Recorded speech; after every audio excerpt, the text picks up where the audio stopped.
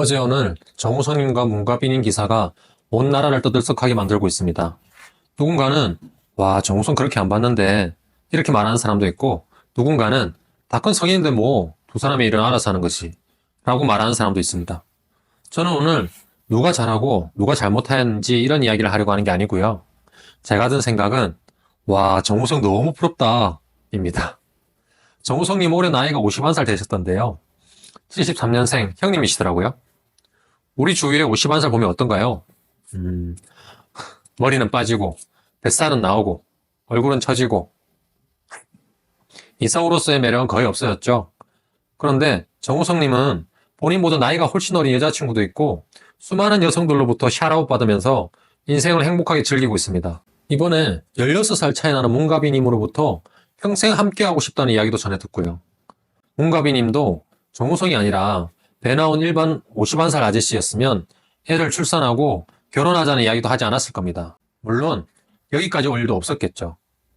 저는 지금 정우성 배우의 행동이 옳다 그르다 이야기를 하려는 게 아닙니다. 그가 이렇게 많은 이성에게 사랑을 받는 원인을 찾아 우리도 행복한 인생을 살아보자는 취지인 거죠. 정우성은 연예인이잖아. 우리 같은 일반인하고는 관계없는 이야기야. 이렇게 말씀하실 분도 있으시죠? 그런데 그렇지 않습니다. 저는 그걸 절실하게 느꼈거든요. 30대의 저는 가족력이 있는 당뇨와 잘못된 생활 습관으로 급노화가 왔답니다. 나이에 비해 엄청나게 늙어 보였고, 실제 신체 능력도 또래에 비해 훨씬 많이 떨어졌죠. 그때부터 살기 위해 몸에 대해서 공부하고 실천했어요. 그 결과 지금은 많이 건강해졌고 얼굴 상태도 좋아졌습니다. 일단 이렇게 건강해지면 주변 사람이 나를 대하는 태도가 달라집니다. 많은 사람들이 친절해지고요. 일 때문에 만남을 가져도 훨씬 대화가 부드러워져서 성과가 좋은 경우가 많았어요. 확실하게 말씀드릴 수 있는 것은 우리 사회는 나이 들어서 늙은 사람을 싫어합니다. 물론 나이 들었다는 것은 상대적인 걸 말하죠. 정우성 배우처럼 51살이라도 젊은 사람을 말하는 게 아니에요. 지금부터 제가 건강과 젊음을 되찾을 때 가장 많은 도움을 받았던 두 가지를 핵심만 간단하게 말씀드릴게요. 이것저것 다 해보면서 돈도 엄청 쓰고 시간도 투자하면서 알게 된 방법이니 많은 도움이 되실 거예요. 나도 젊고 건강해져서 정우성 같은 인생을 살고 싶다 하시는 분은 꼭 한번 시청하고 따라해 보시길 바랍니다. 누군가는 다시 나에게 대쉬하는 이성을 만나게 되실 겁니다. 혐오 말고 환영받는 삶은 어떨까? 재미없는 부정 비교를 해도 사람들이 밝게 웃어주고, 해외여행을 가서 길 물어봐도 친절하게 안내해준다. 젊고 날씬한 사람은 인생이 쉬워진다는 말 사실이었다. 당뇨와 100만 원을 들고 공했었던 내가 어떻게 이렇게 바뀔 수 있었을까? 또래보다 늙어 보이던 아저씨가 다이어트와 건강관리에 성공하고 친절한 세상을 만나게 될 과정. 지금부터 하나씩 보여주려고 한다. 내가 먼저 변해서 사랑받는 인생. 함께 가보자. 첫 번째는 저탄고지 식단입니다. 저탄고지 식단이라고 하면 또 너무 어렵게 풀고 완벽하게 하려고 하면서 아예 시작조차 하지 못하는 분들도 많으신데요. 제가 하는 저탄고지는 딱 한 가지만 지키면 됩니다. 바로 밥, 빵, 면, 단 것은 먹지 않는다입니다. 에이, 당연한 말 하고 있네 라고 말씀하시면서 영상 끄고 나가려는 분 분명히 계실 텐데요. 조금만 더 들어보세요. 제가 이것저것 온갖 다이어트 방법 다 실패하다가 성공한 방법이니까요. 저에게 코칭 받으시는 회원분들도 모두 좋은 결과를 얻으신 방법입니다. 여러분도 따라만 하시면 정말 쉽게 다이어트 성공하실 겁니다. 일단 앞선 방법을 설명드리기 전에 체중 감량이 되는 원리에 대해 아주 간단하게 알려드릴게요. 여러분이 다이어트에 성공했다고 하는 의미는 몸에서 체지방이 분해되어 날씬한 근육질 몸매가 된 것입니다. 사람들이 극히 많은 배, 등, 팔뚝에 있는 지방은 우리 몸이 선사시대 때부터 나중을 위해 저장한 비상식량인데요. 그 당시는 현대보다 먹을 게 훨씬 부족해서 조금 먹어도 체지방이 축적되는 몸이 생존에 훨씬 유리했기 때문이죠. 추후 몸 안에 칼로리를 밀어넣지 못해도 저장되어 있는 지방에서 에너지를 빼쓰는 방향으로 몸이 적응한 겁니다. 뉴욕타임스 베스트셀러 클루즈에 따르면 우리의 몸은 선사시대 때부터 지금까지 거의 변화가 없다고 합니다. 하지만 생활 습관과 음식 섭취량은 하늘과 땅처럼 변화했죠. 따라서 아무리 열심히 운동하고 식단해도 살이 안 빠지는 경우가 생깁니다. 우리 뇌에서 몸의 지방을 축적하라고 관련 호르몬을 계속 분비시켜서 그렇다네요. 어떻게 보면 조금만 먹어도 살찌면서 다이어트 계속 실패한 우리는요, 먹을 것이 부족했던 원시 시대에 살아남기 적합한 우성 유전자를 가지고 있는 거예요. 쯔양님이나 햄지님처럼 많이 먹어도 살 안 찌는 유튜버는 과거엔 오히려 살아남기 힘든 열성 유전자였죠. 하지만 우리의 우성 유전자는 현대로 오면서 오히려 건강을 해치게 되었습니다.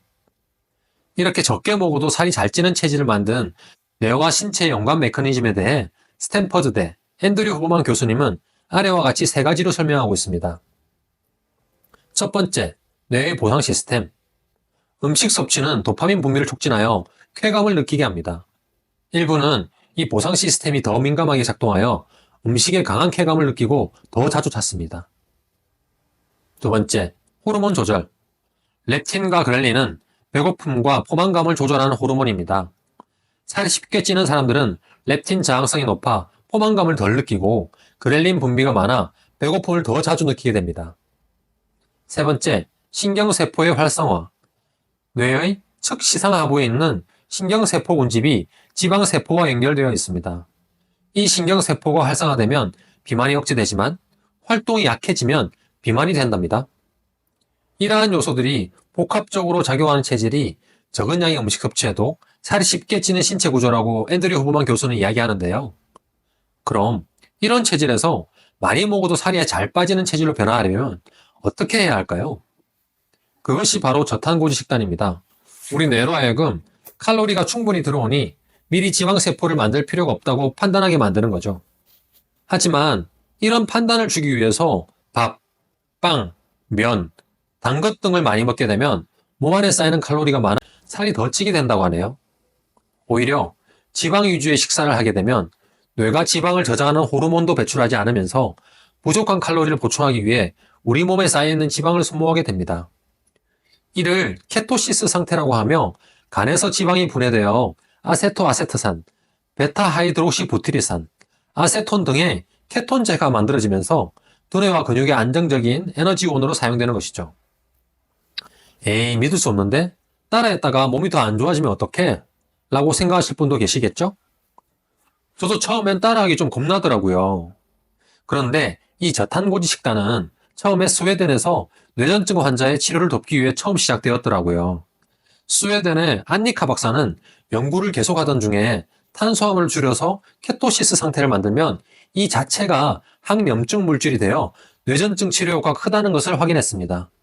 이외에도 로버트 애킨스 박사, 티모시 녹스 교수, 리처드 번스타인 박사 등 세계의 석학이 저탄고지 식단을 지지하고 있는데요. 여러분도 한번 시행해 보시면 정말 새로운 다이어트 비법이라는 것을 알게 되실 거예요. 제가 살을 뺄 때도 그렇고 50kg까지 건강하게 살을 빼신 회원님도 이 케토시스 상태를 유지하며 요요 없는 체중 감량을 성공할 수 있었는데요. 이 식단을 하면서 운동을 같이 해줘야지 요요 없는 건강한 다이어트에 좀 더 쉽게 성공합니다. 그 이유는 몸의 근육량을 늘려 기초 대사량을 높이고 활기찬 생활로 우리 뇌에서 신체의 젊음과 관련된 좋은 호르몬을 많이 생성하기 때문인데요. 이렇게 운동을 이야기하면 대부분 여성분들은 유산소 운동 위주로 하고 남성분들은 근력 운동 위주로 하시는 경우가 많습니다. 저는 유산소, 무산소 운동이 동시에 되면서 두뇌도 함께 사용해야 하는 운동을 추천드리고 있는데요. 저는 개인적으로 제가 도움을 받은 주짓수로 운동을 시켜드리지만 생활 속에서 하기 좋은 운동으로는 테니스, 배드민턴, 농구 등 상대와 수를 겨루면서 숨찰 정도의 운동량을 가진 종목들이죠. 이렇게 유산소와 근력을 동시에 사용한 운동을 해야 칼로리 소모를 극대화하면서 동시에 몸에 근육을 만들어서 평소 기초 대사량을 높일 수 있습니다. 이렇게 저탄수화물 식단을 통해 지방을 빠르게 소모시키고 운동으로 근육을 만들면 곧 24시간 내내 체지방을 활활 태우는 다이어트에 최적화된 몸 상태를 만들 수 있는데요. 앞에서 위절제술까지 받으셨지만 요요가 오셨던 저희 체육관 회원님은 3개월 만에 30kg 감량하기도 하셨답니다. 우리 뇌에 지방을 축적할 필요성을 주지 않기 위해 고지방 식단을 지속적으로 유지했고요. 틈틈이 유산소, 근력, 두뇌까지 사용하는 운동을 함께 해줬습니다. 그래서 몸에 지방을 쌓지 않고 그나마 조금 쌓이는 지방을 위 운동으로 계속해서 고갈시켰던 거죠. 사실 이런 방법으로 다이어트를 하는 곳이 많지 않기 때문에 저탄고지나 키토제닉 식단을 들어본 적 없으신 분들은 믿지 못하실 분도 계실 텐데요. 저도 처음엔 그랬습니다. 지방을 많이 먹어서 살을 뺀다는 것이 직관적으로 이해가 되는 내용이 아니죠. 하지만 유튜브에서 보시면 10년 동안 저칼로리 다이어트를 시도하셨지만 실패하셨다가 저탄고지, 키토제닉으로 8개월 만에 복구를 만드신 의사 선생님도 계시죠. 물론 저탄고지 식단에 대해 반대하는 의견을 가지신 의사 선생님도 많으세요. 하지만 그런 분들도 탄수화물, 그 중에서도 단당류, 즉 설탕, 액상과당 같은 것은 안 좋다고 말씀하십니다. 따라서 밥, 빵, 면, 단 것을 줄이는 것은 모든 의사 선생님들이 추천하고 있는 방법이랍니다. 저희 센터에는 정말 많은 분들이 저탄고지와 신체와 두뇌를 동시에 사용하는 운동으로 엄청나게 멋진 몸을 큰 노력 없이 유지하고 있으신데요. 그러니까 여러분도 오늘 영상 보시고 아, 저런 사람도 있네 하고 넘어가지 마시고 꼭 실천해 보세요. 정리해 드릴게요. 과거 원시 시대 때부터 하나도 변하지 않은 우리 몸에 엄청난 칼로리의 음식이 들어오면서 지방을 축적시킨다고 말씀드렸죠. 이렇게 지방을 축적하는 체질에서 지방을 연소하는 체질로 바꾸기 위해 저탄고지 식단을 시행하여 케토시스 상태를 만들어주세요. 두 번째, 두뇌와 몸을 동시에 사용하고 유산소, 무산소 동시에 하는 운동으로 근육량 증가와 칼로리 소모를 효율적으로 할 수 있습니다. 이 두 가지를 꾸준하게 실행해 주신다면 여러분도 건강한 다이어트에 쉽게 성공하실 겁니다. 사실 익숙하지 않아서 그렇지 저와 같은 의지박약러들이 성공한 다이어트 방법이라 여러분도 꼭 한번 시행해 보세요. 이 영상을 끝까지 보신 분들 중에 실제로 따라할 수 있는 운동 방법이 궁금하신 분도 계실 건데요. 나이보다 10년 젊게 만들어줄 방법 중 신체 운동은 이쪽, 얼굴 운동은 이쪽에서 바로 설명드려 볼게요.